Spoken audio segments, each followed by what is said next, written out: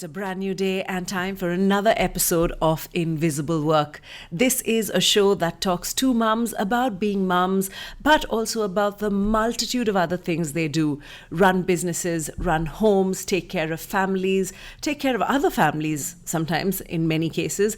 And well, they do it all, I wouldn't say with ease, but they do it with sincerity. And that is what makes the world go round. At least that's what I believe. I'm Anjana Appanna, hosting Invisible Work, and today I'm going to be chatting with a mum who has truly inspired me to put some of my thoughts down on paper at least. She's a poet, she's someone who mentors women in the space of wellness, and she is someone who truly believes that as a woman, you've got to see yourself and be alive in your womanhood. Remember that term. I'm going to come back to it. Today, I'm talking to Naomi George. Hello, Naomi. Welcome to the show. I'm so happy to have you here on Invisible Work. Oh, hello, Anjana. It's such a pleasure to be here. And thank you for that fabulous introduction. It sounds so good. My pleasure. I am all of that. But yeah, thank you for having me. It's wonderful to meet you and chat with you in person because I feel like when we first met, we met at a gathering of women reading poetry. And I found your poems deeply personal, not just based on what you wrote, but also the fact that it felt personal to me as a woman and as a mother. How did you turn to writing? When did that happen for you? So I began writing when my daughter was born in 2009, and I started a blog, and I started writing as a way of maybe making meaning of what I was going through. I found it cathartic. I needed to sort of put it down in terms of my experiences, what I was feeling, and it really, really helped. And that blog resonated with women because from the beginning my intention was not to tell or to preach, but it was only to share. And I didn't dress it up, and it resonated. And then later that became the book that I would write for women, in about 2-3 years. So, right. Yeah. So tell us about your books. I know you've had 2 books published. Yes, so that initial blog and those musings of a new mother who was kind of navigating motherhood and a new identity, really, because you become a mom and then who are you? And then a new mother kind of can get really lost under a pile of diapers. Yes. Right? Don't we all know that? Truly. And, this was actually shared with me by another mom. She used this phrase and I said, oh my God, this so makes sense. Sorry, what was the question? I've got some brain fog going on this morning. I'm sorry. Can I just say I'm 46 and I'm allowed to say that I have a little brain fog? You make 46 look very good, so we're okay with that. I want to know about your books, yes, the names of your books. The names of the book. So this whole expression of the new mother journey, and one theme was consistent, that I am very for the woman within the mom, because how do we keep her alive? How do I keep myself alive, my spirit alive, me in touch with myself?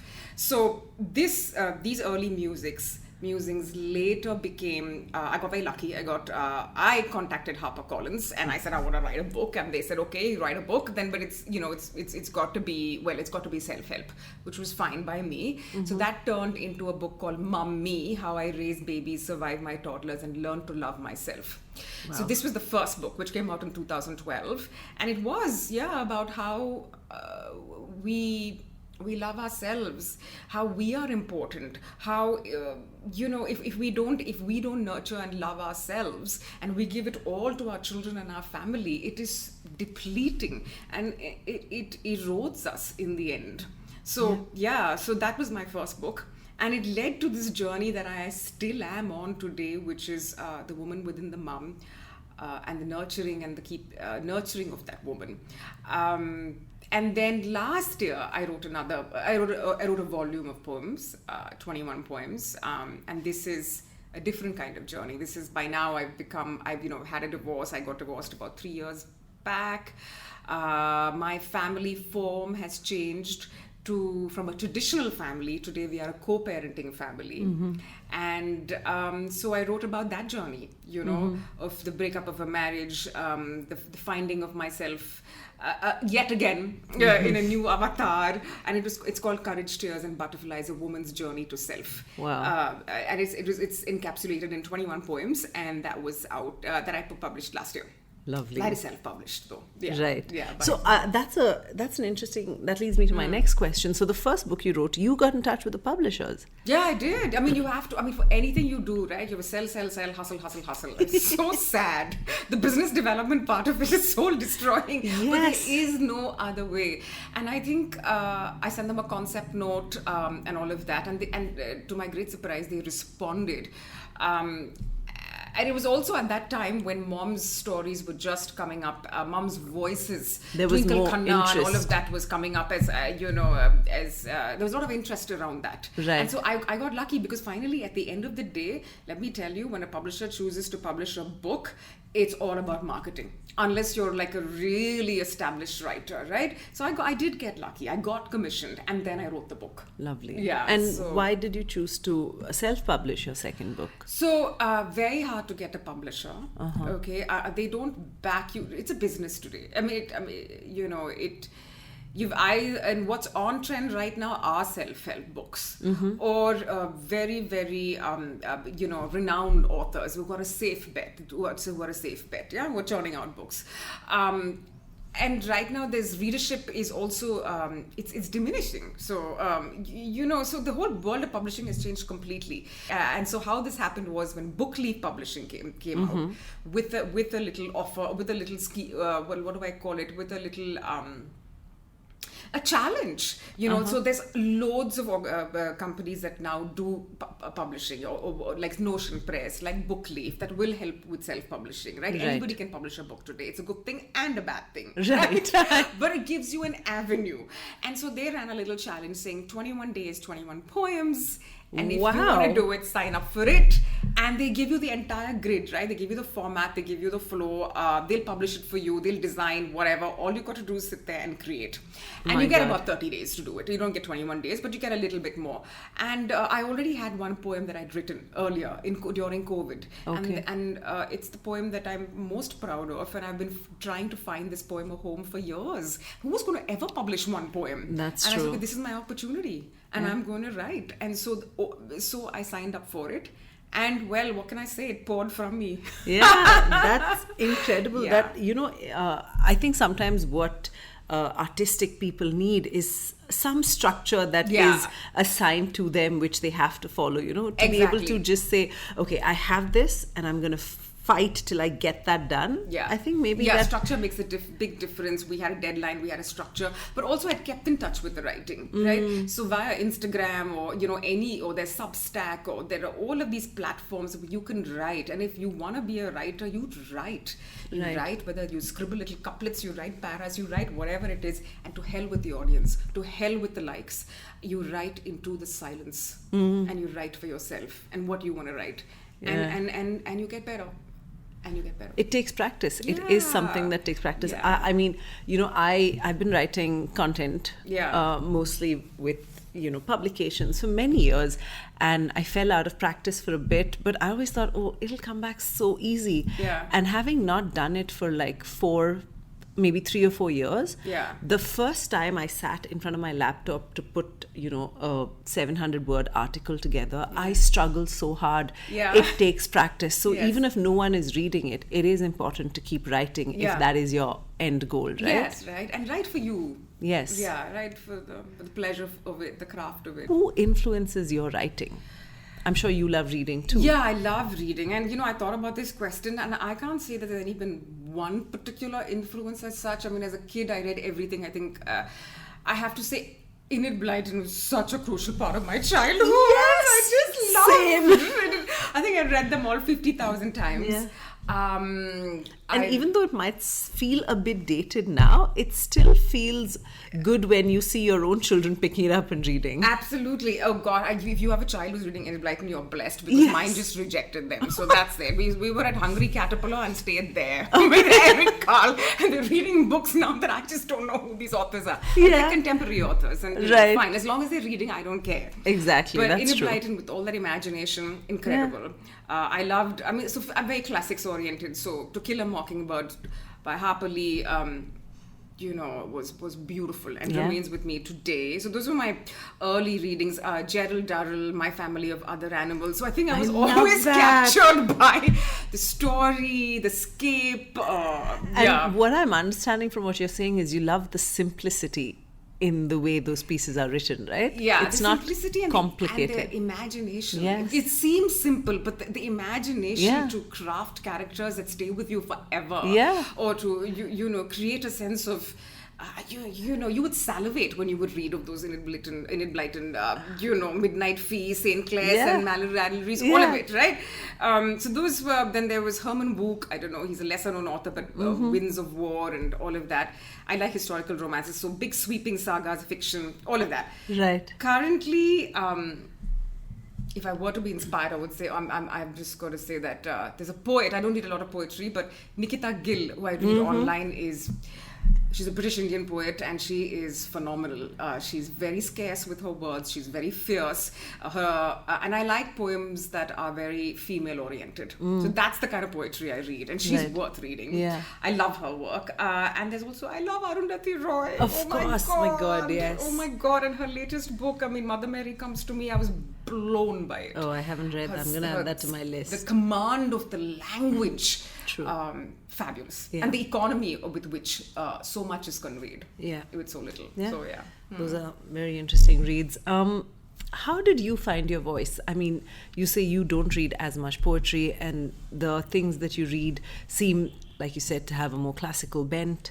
But at the same time, you write for today and for now, and you are a woman of the present. Yeah. So how did you find your voice that is uniquely yours? Yeah. Yeah. So I read now, a wide, whatever catches my interest. And so I like Substack a lot. And there are people like Suleika Jaoud, who is a creator, an artist, a writer. She's the wife of the musician John Batiste. She is a brilliant writer, and she's also a woman who's struggled with leukemia since she was in her early 20s.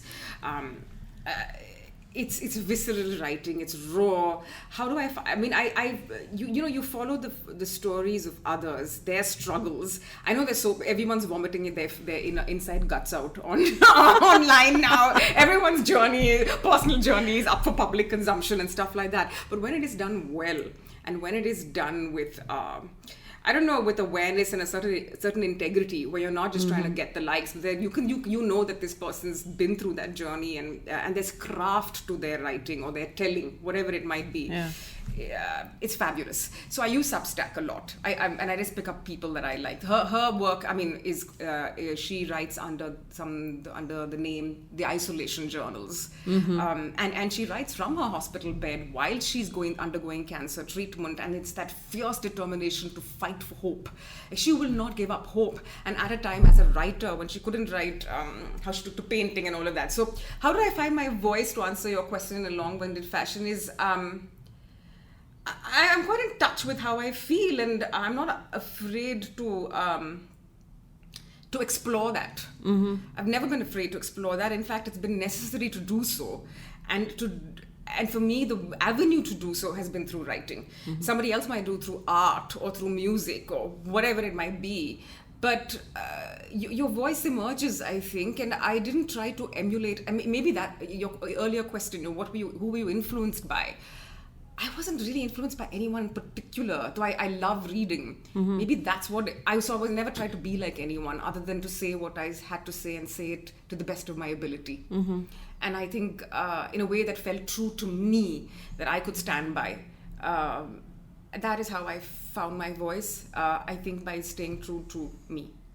And over the years, with all of the experiences you've had, how does one protect that inner voice? I mean, I find that I tend to sometimes, feel like I need to go with the tide, or, sometimes you put on this facade. I feel like that dilutes your authenticity in so many ways, right? How do you manage to just stay at it? The reason I ask is because when you are especially trying to write, you are in a way just exposing yourself to the elements. Yeah, that's a great question. Yeah. Yes, and I love what you said about you can feel a sense of dilution, right? And that is why I fight so much for the woman within the mum or the woman within. I think I do it by being selfish. I need time to myself, and I'm fiercely protective of that time to myself, and I have boundaries around that. I must have a lot of, I need it. That's where I walk, or I sit in a cafe and I go into a trance. I love coffee shops. I just need to be by myself. I don't like chatter of anyone around me or anything. I don't want you need to sit with yourself and be with yourself and have your energy just flow within yourself and not have it go out of you into other people or other things or anyone else, or anyone that you have to be or whatever, cater to or see to. And so I've always done that. Even when I was a new mom, it's tougher, much harder. Yeah. I know, with toddlers and stuff like that me time. But I fought for it even then. And, like an hour here, an hour there. I would fight for it fiercely. But I would change my environment. If as far as I would step out onto the balcony or run to the nearest coffee shop and then come back in an hour and a half. I needed to be away from that domesticity. Yes. There's diapers, there's food, there's it's always someone wanting your attention in your home space. Yes. Right? Especially when you have younger kids. Especially, good God, yeah. Even if it's your safe space, home, that part of you is always home for your children. Yeah. And so that's what they keep coming back to. Absolutely. And the point is, you are creating that safe space. You are the custodian of that safe space. Yeah. And your energy, you are constantly needed. So I would flee from my safe space. Yeah. And I still do. Yeah. To come home to me. And who are we? We are within ourselves. So I go for a walk. Yeah. I go to the cafe and I spend a lot of time outside home. Yeah. I need to be away from home a little bit. Because also I find that if I'm at home alone thinking, I'm just gonna take this all in, I'm like, let me fold that laundry. Yeah, or, you know what? exactly. I only found one pair of that sock. I'm gonna find the other one now. Exactly. Or go to the gym. I know there are moms who just go to the gym and it's a sacred thing for them. It doesn't matter, but we've got to get away from that domesticity. You have to make a practice of it. And you have to create spaciousness inside you. So how do I not dilute myself? Is by protecting this sense of spaciousness, by stepping away. And I don't give of myself to a lot of people. Right. A lot. I love that word, spaciousness. Yeah, I'm very social and I'm, all of that and chatty and this and that and the other. But actually, I'm not available to everyone now. Now I'm more and more. I mean, I have friends that I adore and love, and I need,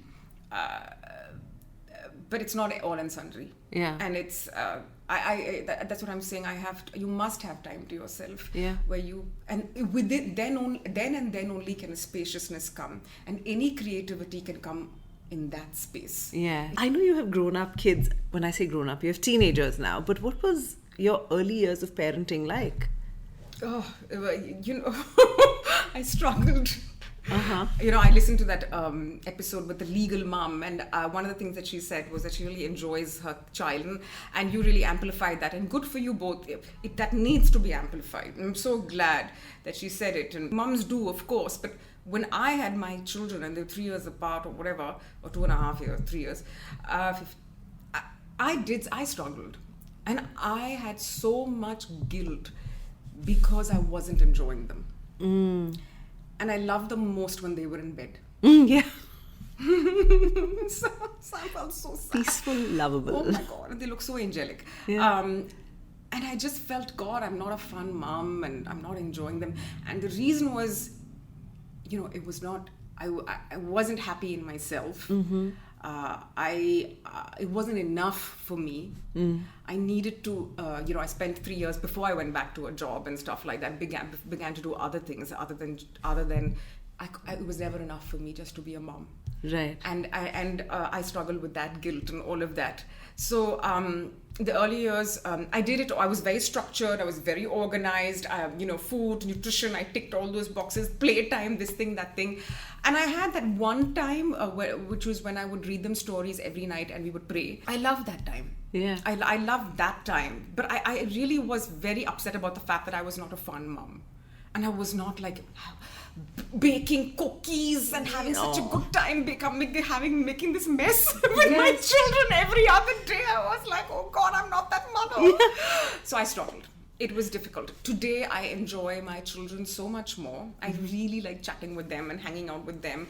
I think that's also because I'm at a better place internally. I'm good with myself. I have space. Oh God, it comes back to space. I have space. I am there to listen. I want to listen. I mean, also so much of the beginning is a lot of physical work that tires you out mentally as well. Yeah. And you need a supportive partner. Yes. And so I had a traditional marriage where I did all of the home care, and but it's not enough for the other partner to take care of finances actually. Yeah. And then as a woman you think, oh, but then I'm not doing anything else and I should be grateful, and other women have it worse than I am, and my God, is there something wrong with me? But you know what? It takes two. You have both got to be sitting there and playing together with the children, or doing diaper duty, or bathing them, or whatever. You got to take that cognitive, because we minimize the emotional cognitive load. You just share that your son talks non-stop, right? Yes. From the time that he gets. Why did you describe that? Yes. Non-stop? Non-stop. I mean, there is no other way to describe it. How much can you actually listen to? Yes. You will listen, and you will listen because you want to listen, and you're a good mum. We're all good mums. Yes. But it'll be max 30 minutes, Yeah. And or then 45. it kind of, everything starts to slow down around you because you've stopped interacting with the world how you normally would, because, your child is feeding off you, and exactly. It's hard. And it's energy bleed, right? Then where are you going to write then at that time? At Yes. night. So the early years were hard because I judged myself. Can I just put it that way? Yeah. Yeah. I know this through your writing, and we just spoke about it as well. You're now a single parent. Yeah. What was navigating that phase of your life like, and what is it like being a co-parent in this, very, it seems like you hear of it so much more nowadays, co-parenting, single parents, but what does it actually take? When I knew that, when there is a time when you know that the marriage is not going to work, and usually one person calls it. Both may know it. Typically one person acts on it, and that time comes, and then you make a decision. Then you need to make a decision then as to how you're going to do this. I've always, I've worked on myself now since forever. I live an aware and a conscious life. I've been into thriving and the self and all of that. So I was very clear that we would co-parent. Like I knew this term existed in the West, and I was like, I know we can do this. Let's do this. And the thing is, for that you got to come to that. So initially there is the hurt, and it's a marriage breaking down. There is hurt and there is grief. There are many other emotions. Okay, there's all sorts of things, and hopefully you're with a partner who's willing to come to the table with you, because this is not the case with a lot of people. There's a lot of ego involved. There's a lot of other things involved, so it's not easy to have a conversation. But I was fortunate in that I did have the children's father. We were mature, and we said, all right, we may not choose to be together, but we're going to stand together for our children. And that is the fundamental principle of co-parenting, that you take a joint decision to come stand together for the kids. And we said, we will support each other in doing that. Yeah. Right? So we never disrespected each other. He, not now, not ever, and definitely, and the children. So the children see that there's mutual respect, and we adopted a single line that we would tell them. We decided that this is what we're going to tell the children: that Mama and Dada are not going to be together as man and wife, but we are your parents, and you are our center. You are our center. We said that over and over again in those first 1.5, 2 years. Very, very painful. And they need to hear it, and then they need to see it modeled.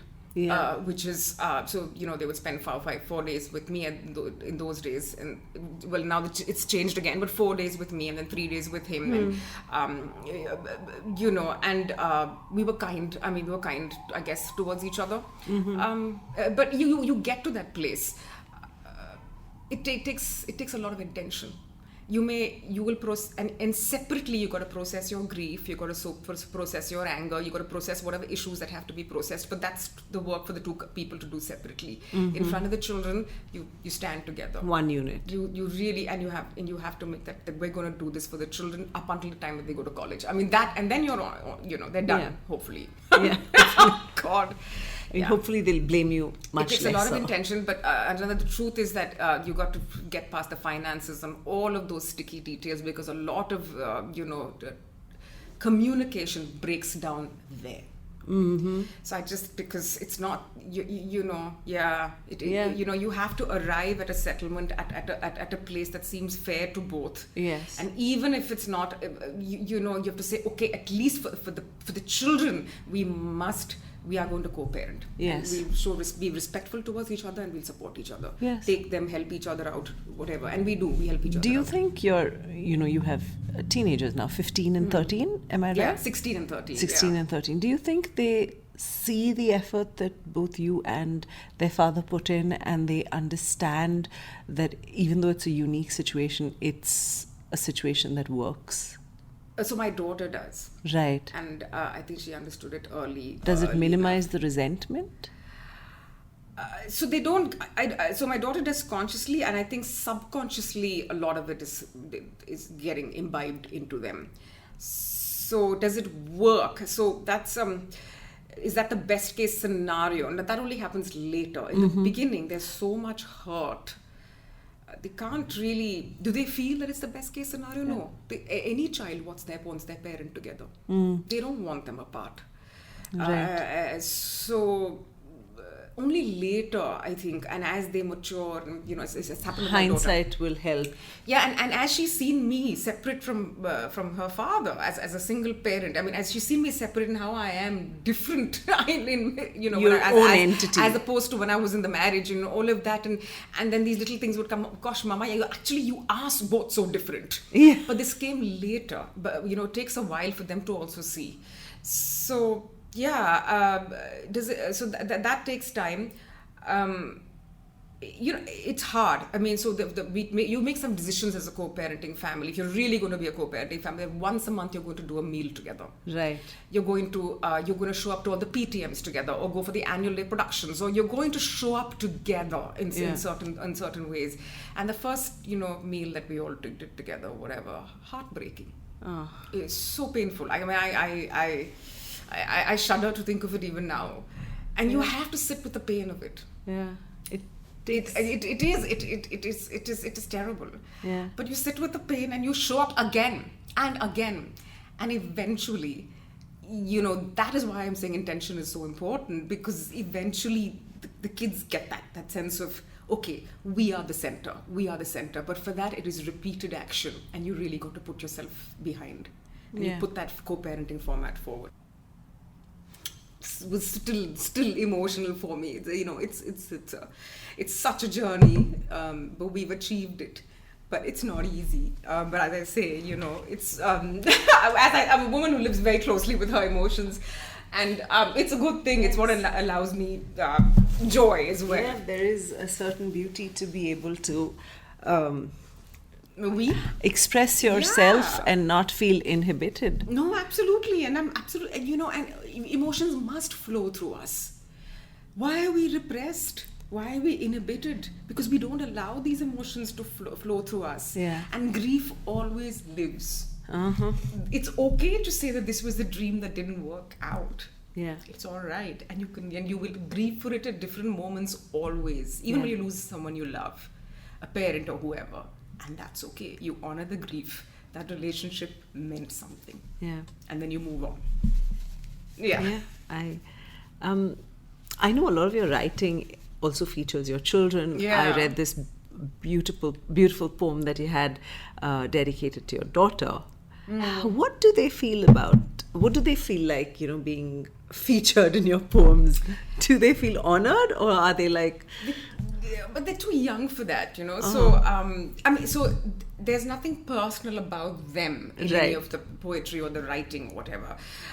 It's generic. That poem was dedicated to my daughter, and to all daughters of the earth. It's, and for my son and for all sons of the earth, which is how I would want our children to be, for all boys and all girls.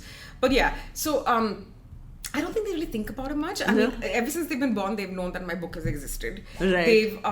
They know I work in this space. I mean, they know I blab on about well-being and women and they're so bored with it. And they've heard me conduct sessions. I mean, when it's a group sessions at corporates and stuff like that, sometimes I had to take it from the living room because that had the best Wi-Fi. So they would come back from school and tiptoe around, and I had these signs: don't talk, snack is in your room. I would have these little notes, don't bang the door. The life of a working mom. Yeah, I swear. But they would hear this, and so this is background noise for them. I think they'll come to all of this much later. I know that they're imbibing a lot of it subconsciously. So I think that a lot of parenting is, you don't have to tell. You embody. Yeah. You show. You be. Yeah. That's how it is. Yeah. So, yeah. As a parent to a 7-year-old, I'm still learning that, but... I think there's some amount of telling here. Yes. Way too much telling. Yeah. How do you deal with the teenagers? Because you have 2 at home. Yeah, Christ. I mean, it's not 1, it's 2. Double whammy. Because I feel like every parent I speak to who has older kids, they're like, oh, cherish these younger moments. Once the teen years hit, it's going to be hell. I don't know about that because I feel like I was very chilled out when I was a teenager. I'm sure my mom will contradict that statement. But are teenagers now different? And how do you deal with them? Because I also saw a post of yours on Instagram where you spoke about how it was challenging. Yeah. I think every stage has its challenges. Oh, true. But it's intense. I mean, in the sense that it also depends on the personality of the child. So you got an easygoing child who's confident and all of that. I feel you may have an easier ride of it. I don't know. You may. You might have overconfident issues, but that's okay. I still think it's preferential to the child who's anxious, to the child who's this is the anxious generation. There's a fantastic book that's come out called Adolescence. There's the podcast, all of that. It's hard to be a teen today. If you're a girl, there's a social media, there's scrutiny, there's how you're coming across, there's a lot of judgment. If you're a guy, if you're a boy, there's a whole different thing. There's a lot of noise right now about toxic masculinity and this whole Andrew Tate kind of thing, and all which of that. Is what they're exposed to so much online. Which is what they're exposed to and stuff like that. So, I find it intense. I love the conversations when we're actually having so dinner time is a ritual of mine that I faithfully keep. This is a spin-off from their prayer and their bath. Prayer and bath has morphed into dinner time, and it's the one time the 3 of us are together, and I'm just rigid about this, that we will sit together, the 3 of us, or as a family, and just be there, and we'll hopefully communicate. And even if there's no talking, there's no phones, there's no nothing, it's just the 3 of us. And when we actually speak, I love those conversations. But that comes with moods. Oh my God. I do find it challenging. I know my son is going through a particularly difficult time at this point of time, but also he's my anxious child. And so there's a lot that he's working through and with at the moment. And it's making me into an anxious mom, which I'm really... And so... I got to watch that, because then you feed off each other's anxiety, and that doesn't work. So right now it's a bit intense. So I am seeing a therapist, once more. And I think one of her recurring things to me is like easy. Just easy. Because what teenagers are going through is actually a physiological thing, right? And so much of it is out of their control. Yeah, absolutely. Thank you so much for saying that. Yeah, there is so much happening in their bodies, right? There's adrenaline dump, there's their growth hormones, all of that. And I think when it comes to boys, and I'm talking, he's just it's all over the place right now, right? So there's a lot of energy, there's sleep disturbances, there's restlessness, their cerebral cortex only develops at 26, right? And girls do mature earlier, so they're really very kind of stupid. Oops. Yeah, they do some really dumb things as well, and yet they're just kids also. Yes. So you've got to. So it comes down to the parents to just be centered, a bit more calm. You got to be centered. You can't be reactive. You put some boundaries down, but you also got to give them rope, because they're trying to find their identity is now emerging like mad.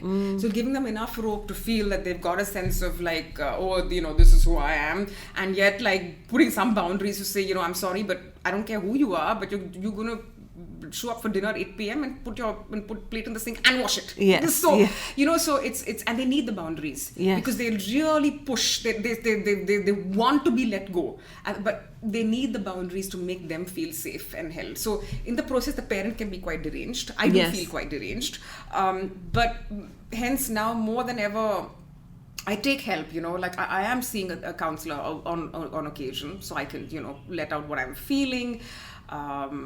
I work out because I need, like I said, spaciousness. Now, if it's not for creative reasons, it's for me to be the best parent I can be during these rather turbulent years. Yes. So your child will call you, Mama, you're so, they can be really insulting. Yes. You can't take it to heart. You do take it to heart. Of course you do. One cannot fall to pieces. Yes. And then start a war with that doesn't work, So it doesn't. You have to, Yeah. You have to keep your sense of self again and again protected. You have to keep your sense of self relevant, because what's happening is that as the kids grow up, they're 16, 17, they're very opinionated and they're Googling everything and they're bloody smart. I can tell you this generation. They don't think you have all the right answers. Yeah. And then if your entire life is revolving around them or whatever, then you can feel very irrelevant. Yeah. So you have to, again and again, you have to hold yourself as important, as someone to be respected. These are non-negotiables. You can think you're smarter than I, fine. I'll take it. Don't worry about that. You are smarter than, possibly you are. Yes. Don't you dare disrespect me. Yes. So, and just be polite. Yes. So certain things, and then I take help when you need to, and have your own life going, and do the best that you can, and every day. Some days I'll be a great parent. Some days I'm like, oh my God, who is this? What am I? Do you review your parental behavior through the day? Because I find myself doing that. Don't we all? I'm like F-. Yeah. Don't we all? I think that's important too, right? Sometimes you need It is. You got to, but I think with some compassion. With some The compassion. lens is very critical. That is the most important aspect of so it. that is the core of my work. When I say mentorship and how do I mentor women and whatever, it is to switch that very self-critical lens, which just beats you down and makes you feel even more diminished, to a compassionate lens to say, I could have handled that better. Yeah. Why did I short circuit like that? I didn't sleep enough. An important question. I'm perimenopausal, maybe. My boss was a donkey. Yes. I mean, whatever, right? It could be so many reasons. Perimenopause is my go-to word for this decade of my life. Yes, you're on an emotional roller coaster. Yes. So yes, I can do better, and tomorrow I will do better. I got to watch myself. What do I need to be able to just do things a little better? But we are reviewing, but we're reviewing with a maybe more compassionate lens. Whereas, God, what is wrong with you? Which we tend to do as well. A lot of. Yeah. And that doesn't take you anywhere. But a compassionate lens, you also say, what do I need? You have to ask yourself, if you're short-circuiting repeatedly, what do I need? Do I need a break? Do I need some sleeping tablets? What do I need? Do I need some joy? Yes. Oh my God, joy is the most underrated thing. You have to fight for joy. Why do you think I'm sitting here with bright blue electric eyeliner and ripped jeans looking I thought you did that just for me. I mean, if you're looking this good on a podcast, it's got to be for the host, right? The host was a big part of it. The rest of it was me. Okay, so tell me, you spoke about mentoring women. You do it for a living. You also do corporate mentoring for women under the banner of well-being and... Yeah, so for organizations, I do sessions or workshops around various topics like women, mostly it's all around women and thriving. So the imposter syndrome, boundaries, how do you put down boundaries? Why are boundaries so important? People think it's about them. And you tell your mother-in-law, whoever, that, please don't come into the room while I'm doing yoga. Nothing and nobody can disturb me. They think it's about them. It's not that. It's a boundaries say how you want to be treated. They're about you. They're not about the other person at all. Yeah. So resentment, and advocate a lot for a woman's right to rest, to live for herself, to seek joy. We tend to lose it, Yeah. We tend to because lose it. also you reach a certain age where you're taking care of young children and you're taking care of aged parents or Yeah. in-laws, and there is only that much you can give. There right? is, and there shouldn't be. If you don't fill your own cup, then what are you going to give from? Yeah. Your cup, Rumi says, give from your overflow. Oh. Who's overflowing here? Everybody's depleted and the cup is dried and cracked. And Yes. and then you feel so bad about yourself. But if you're filling your own cup, that also enables a compassionate lens. It helps me to sort of step away and say, okay, I'm doing the best I can, because you're functioning from a more whole sense of who you are. You're a healthier version of who you are. And what do you think is the impact of the work you do, especially for women navigating getting back to work after having taken a break because of parenting, or women trying to set up their own enterprises? How do you think what is the impact that something like this creates? Well, I know a lot of women have said to me that the articulation of the struggle just helps them makes them feel less alone. Oh God, it's just not me. It's thank you for articulating that. Whatever it is, you're feeling sandwiched.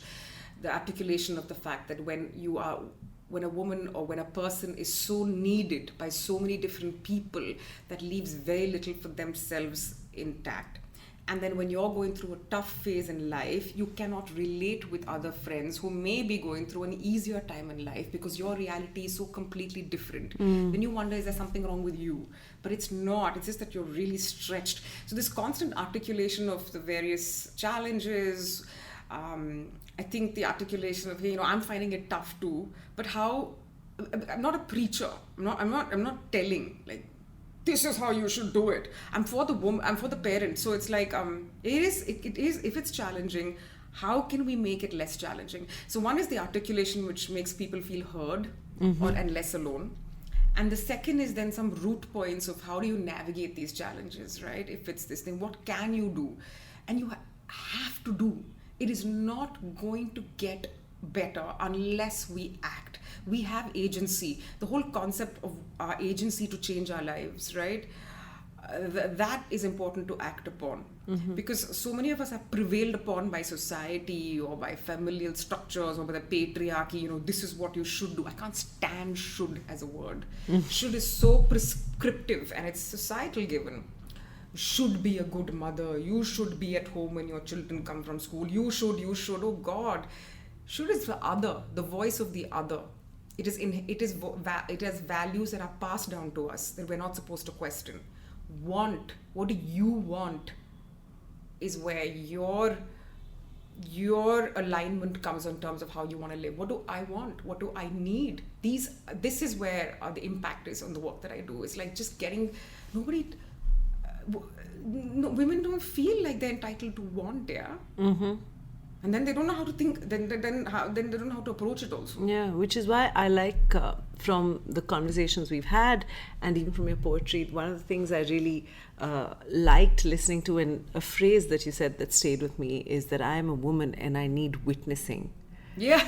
I think that is so true, because we become unseen so easily in all the many roles we play. Yeah. But every once in a while, I think women should step into the spotlight and be allowed to just be witnessed for everything they do, and maybe things they don't do as well. Right? Oh yeah. Thank you for saying that. For things that we don't do, we don't have to be rock stars. Yes. We can sit at home and curl up with a book and a nice cup of tea or whatever we want to do, or just stare into space, and it's okay. We're still of significance. Before we let you go, I'm going to ask you for recommendations. You've already given us recommendations of great authors. Yeah. But maybe a TV show or a podcast you saw recently that you loved, for whatever reason. I really think that every woman would benefit and enjoy listening to Esther Perel. She's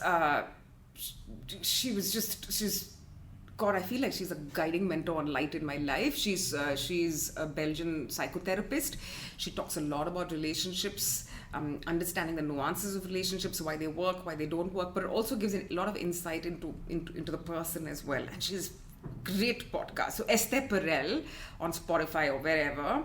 Brené Brown is somebody else that I do listen to a lot. I love her work and what she stands for. Again, a lot of insights into human behavior and psyche and all of that. And right now I'm going to listen to, and I'm really excited to listen to Michelle Obama's podcast with her brother, which is called IMO. And they're going to feature John and Suleika. So this is John Batiste, the musician, the multiple Grammy Award musician, and Suleika, his wife. And it's called Surrender to the Process, which is, I think, the creative process. And it's also about how they supported each other through illness and all of that. So this is on this is IMO, and it's on Spotify. And that's the one I'm really excited to listen to. So lovely. Yeah. Okay. Thank you for those recommendations. Before I let you go, I have another request of you. I would really appreciate it if you could read a bit of your poem to us, the poem titled Woman in My Mother. I would love to, Anjana, thank you. So this is called Woman Within My Mum, but you're close enough. Yes. Okay, so here it is. I fought for her, woman within my mother.